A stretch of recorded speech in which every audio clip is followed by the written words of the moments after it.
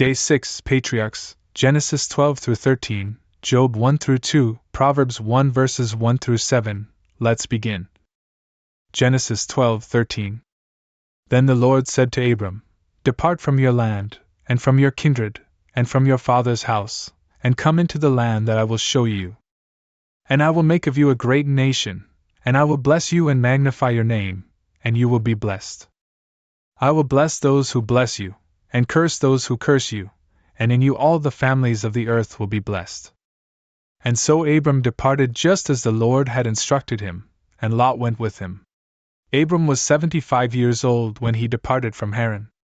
And he took his wife Sarai, and Lot, the son of his brother, and all the substance which they had come to possess, and the lives which they had acquired in Haran, and they departed in order to go to the land of Canaan. And when they arrived in it, Abram passed through the land even to the place of Shechem, as far as the famous steep valley. Now at that time, the Canaanite was in the land. Then the Lord appeared to Abram, and he said to him, To your offspring I will give this land. And there he built an altar to the Lord, who had appeared to him. And passing on from there to a mountain, which was opposite the east of Bethel, he pitched his tent there, having Bethel to the west, and Hai on the east. He also built an altar there to the Lord, and he called upon his name. And Abram traveled, going out and continuing further on, toward the south. But a famine occurred in the land. And Abram descended to Egypt, to sojourn there. For famine prevailed over the land. And when he was close to entering Egypt, he said to his wife Sarai, I know you to be a beautiful woman. And when the Egyptians see you, they will say, She is his wife. And they will put me to death, and retain you. Therefore I beg you to say that you are my sister, so that it may be well with me because of you, and so that my soul may live by your favor. And so, when Abram had arrived in Egypt, the Egyptians saw that the woman was exceedingly beautiful. And the princes reported it to Pharaoh, and they praised her to him. And the woman was inducted into the house of Pharaoh. In truth, they treated Abram well because of her. And he had sheep and oxen and male donkeys, and men servants, and women servants, and female donkeys, and camels. But the Lord scourged Pharaoh and his house with great wounds because of Sarai, the wife of Abram. And Pharaoh called Abram, and he said to him, What is this that you have done to me? Why did you not tell me she was your wife? For what reason did you claim her to be your sister, so that I would take her to me as a wife? Now therefore, behold your mate, receive her and go. And Pharaoh instructed his men about Abram. And they led him away with his wife and all that he had. Therefore Abram ascended from Egypt, he and his wife, and all that he had, and Lot with him, toward the southern region. But he was very wealthy by the possession of gold and silver. And he returned by the way that he came, from the meridian into Bethel, all the way to the place where before he had pitched his tent, between Bethel and Hai. There, at the place of the altar he had made before, he again called upon the name of the Lord. But Lot also, who was with Abram, had flocks of sheep, and cattle, and tents. Neither was the land able to contain them, so that they might dwell together. Indeed, their substance was so great that they could not live in common. And then there also arose a conflict between the shepherds of Abram and of Lot. Now at that time the Canaanite and the Perizzite lived in that land. Therefore Abram said to Lot, I ask you, let there be no quarrel between me and you, and between my shepherds and your shepherds. For we are brothers. Behold, the entire land is before your eyes. Withdraw from me, I beg you. If you will go to the left, I will take the right. If you choose the right, I will pass to the left.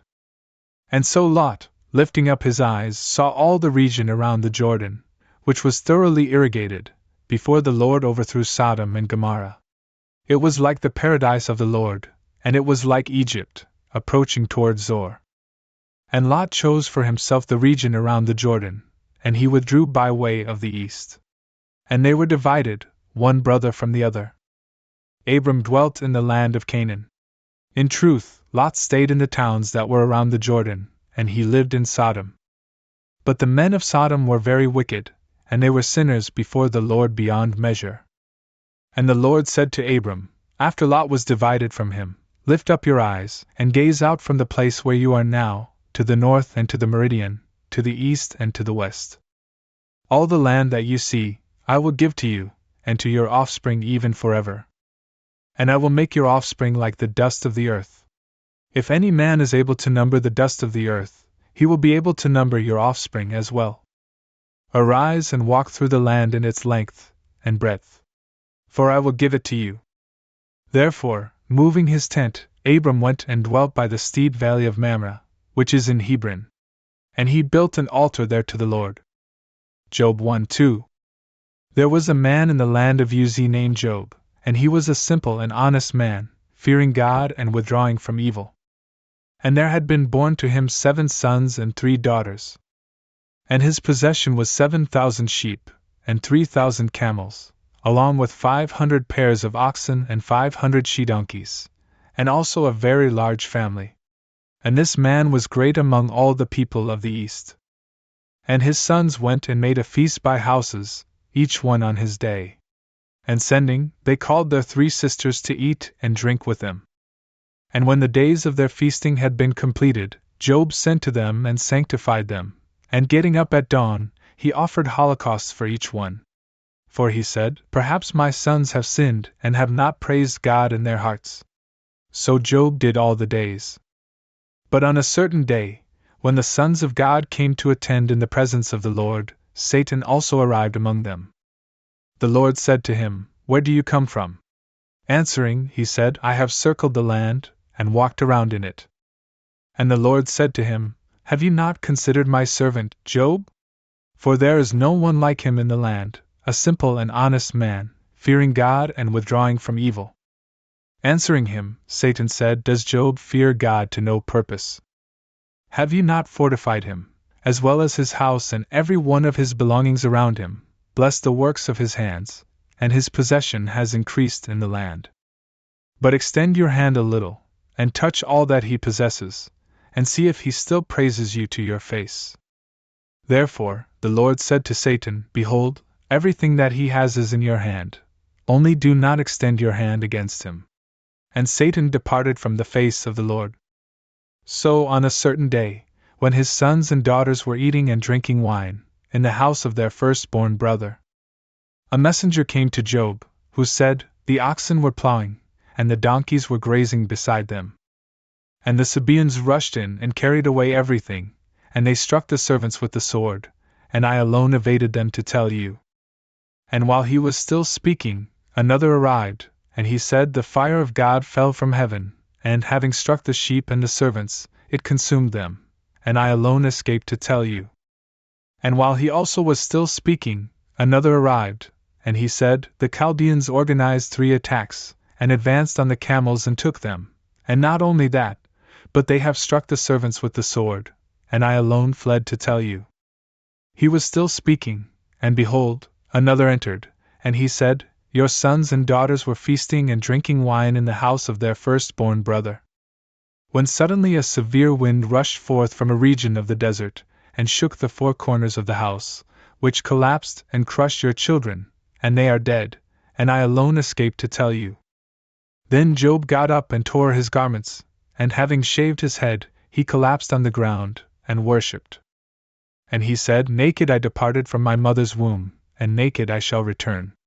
The Lord gave, and the Lord has taken away. Just as it pleased the Lord, so has it been done. Blessed be the name of the Lord. In all this, Job did not sin by his lips, nor did he speak any foolish thing against God. But it happened that, on a certain day, when the sons of God had arrived and they stood before the Lord, Satan likewise arrived among them, and he stood in his sight. So the Lord said to Satan, Where do you come from? Answering, he said, I have circled the land, and walked around in it. And the Lord said to Satan, Have you not considered my servant, Job, that there is no one like him in the land, a simple and honest man, fearing God and withdrawing from evil, and still retaining his innocence? Yet you have stirred me against him, so that I would afflict him to no purpose. Answering him, Satan said, Skin for skin, and everything that a man has, he will give for his life. Yet send your hand and touch his bone and his flesh, and then you will see whether or not he blesses you to your face. Therefore, the Lord said to Satan, Behold, he is in your hand, but even so, spare his life. And so, Satan departed from the face of the Lord, and he struck Job with a very serious ulcer from the sole of the foot all the way to the crown of his head. So he took a shard of earthenware and scraped the discharge, while sitting on a heap of refuse. But his wife said to him, Do you still continue in your simplicity? Bless God and die. He said to her, You have spoken like one of the foolish wives. If we accepted good things from the hand of God, why should we not accept bad things? In all this, Job did not sin with his lips. And so, 3 friends of Job, hearing about all the evil that had befallen him, arrived, each one from his own place, Eliphaz the Themanite, and Baldad the Suhite, and Zophar the Naamathite. For they had agreed to come together to visit and console him. And when they had raised up their eyes from a distance, they did not recognize him, and crying out, they wept, and tearing their garments, they scattered dust over their heads into the sky. And they sat with him on the ground for 7 days and 7 nights, and no one spoke a word to him, for they saw that his sorrow was very great. Proverbs 1 verses 1 through 7. The Parables of Solomon, son of David, king of Israel.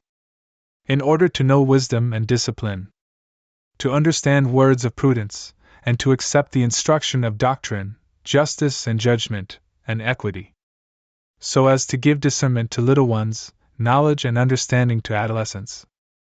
By listening, the wise shall become wiser, and the intelligent shall possess governments. He shall turn his soul to a parable and to its interpretation, to the words of the wise and their enigmas. The fear of the Lord is the beginning of wisdom. The foolish despise wisdom as well as doctrine.